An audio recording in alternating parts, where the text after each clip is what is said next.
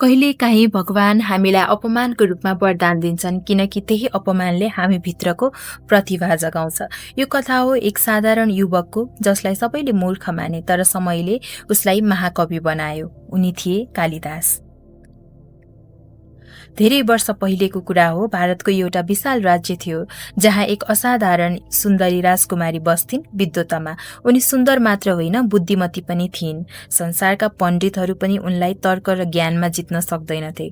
विद्वतमाको गर्व पनि त्यत्तिकै ठुलो थियो। उनी प्राय भन्थिन्, म मात्र त्यही पुरुषसँग विवाह गर्नेछु जसले मलाई तर्कमा जितोस्। राजदरबारमा असंख्य विद्वान आए तर कोही पनि सफल भएन।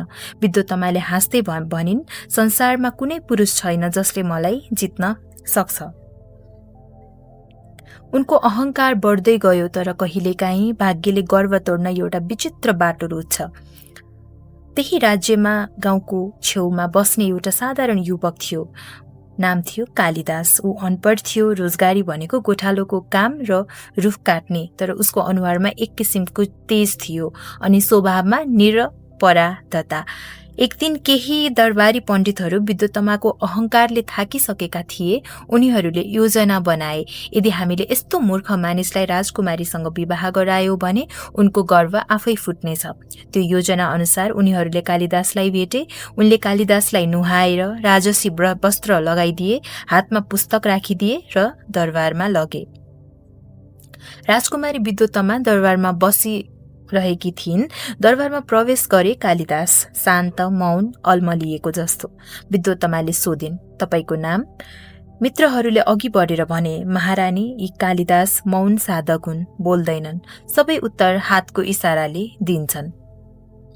राजकुमारीले मुस्कुराउँदै प्रश्न सुरु गरिन्, पृथ्वीमा सबैभन्दा ठूलो कुरा के हो? कालिदासले आकाशतिर औँला देखाए।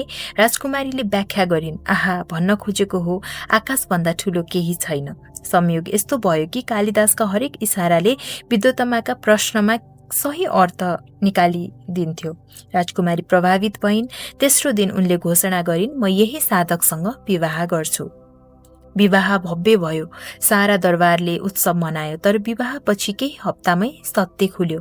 एक दिन विद्वतमाले कालिदासलाई पढ्न लगाइन् र उनले अक्षरै नचिने। विद्वतमा रिसाइन्, हाँसिन् अनि भनिन्, तिमीले मलाई धोका दियौ। तिमी विद्वान होइनौ, मूर्ख हौ। म मूर्खसँग विवाह गरेर आफ्नो जीवन बर्बाद गरेकी रहेछु। उनका शब्दहरू कालिदासले हृदयमा तीर जस्ता लाग्न थाले। तर कालिदासले केही बोलेनन्। उनी चुपचाप त्यही रात दरबार छोडेर निस्किए। कालिदास हिँड्दै हिँड्दै जंगलको बाटो लागे। मुटुमा अपमानको आगो बलिरहेको थियो। अन्ततः उनी एउटा पुरानो शिव मन्दिरमा पुगे। त्यहाँ उनले भगवान शिवको मूर्ति अगाडि हात जोड्दै भने, हे महादेव, मलाई बुद्धि देऊ। म मूर्ख भएर जन्मिएको होइन, म ज्ञान खोज्न चाहन्छु। दिन बिते, महिना बिते, वर्ष बिते। कालिदास ध्यानमा डुबिरहे। उनको आँसु, तपस्या र श्रद्धाले भगवान शिव पग्लिए। कथा अनुसार शिवले उनलाई वरदान दिए, ज्ञान, कवित्व र असाधारण स्मरण शक्ति। जब कालिदासले आँखा खुले, उनको आत्मा जागिसकेको थियो। अब उनी त्यो मूर्ख युवक रहेनन्, उनी बने कवि कालिदास। कालिदास मन्दिरबाट बाहिर निस्किए तर अब उनको दृष्टि बदलिसकेको थियो। प्रकृतिमा उनलाई कविता देखिन्थ्यो, नदीमा दर्शन, बादलमा सन्देश। उनले लेखे कुमार सम्भव, जहाँ शिव र पार्वतीको प्रेम अमर भयो। मेघदूत, जहाँ एक यक्ष आफ्नो सन्देश बादल मार्फत पठाउँछ। अभिज्ञान शाकुन्तलम, जहाँ प्रेम, वियोग र क्षमाको सौन्दर्य बग्छ। उनका शब्दहरूले सम्पूर्ण भारतलाई मोहित बनाए। राजा विक्रमादित्यले उनलाई दरबारमा निम्त्याएर घोषणा गरे, कालिदास हाम्रो 9 रत्न मध्ये एक हुन्। अब कालिदासको नाम अमर भइसकेको थियो। एक दिन विद्वतमाले दरबारमा कालिदासको कविता सुनिन्। त्यो आवाज परिचित लाग्यो। उनी रोइन्। उनले आफैलाई सम्झाइन्, त्यो मूर्ख युवक, म जसलाई हाँसेकी थिए, आज संसारले उनलाई पूजा गर्छ। विद्वतमा कालिदास कहाँ पुगिन्। कालिदासले विनम्रतापूर्वक अभिवादन गरे। विद्वतमाले भनिन्, कालिदास, मलाई माफ गर, मैले तिमीलाई नबुझी अपमान गरेकी थिएँ। कालिदासले भन्छन्, रानी, यदि तिम्रो अपमान नहुने भए आज म कवि हुने थिएन। तिम्रो वचन नै मेरो जागरण बनेको हो। दुवैका आँखा रसाए। कालिदास मुस्कुराए। कहिलेकाहीँ चोट नै शिक्षक हुन्छ।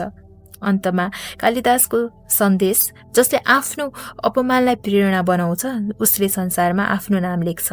कालिदास मूर्ख थिएनन्, उनी अपमानित थिए, तर उनले त्यो पीडालाई ज्ञानको रूप दिए। जब संसार तिमीमाथि हाँस्छ त्यो अन्त्य होइन, सुरुवात हो। मूर्ख पनि महाकवि बन्न सक्छ यदि ऊ आफैलाई हराएर सत्य भेट्छ। यदि कालिदासको कथाले तपाईको पनि मन छोएको छ भने यो भिडियो लाइक गर्नुहोस्, आफ्नो विचार कमेन्टमा लेख्नुहोस् र यस्तै प्रेरणादायी कथाहरूका लागि हाम्रो च्यानल सब्स्क्राइब गर्न नबिर्सनुहोस्। धन्यवाद।